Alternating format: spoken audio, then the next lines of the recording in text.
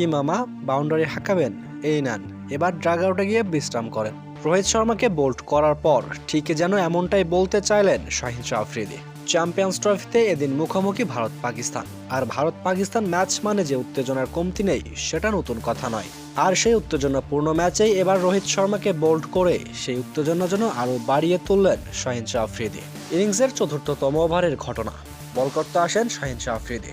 শাহিন শাহ আফ্রিদির পঞ্চমতম বলে বাউন্ডারি হাঁকান রোহিত শর্মা, আর বাউন্ডারি খাওয়ার পরেই যেন মেজাজটা বিগড়ে যান শাহিন শাহ আফ্রিদির।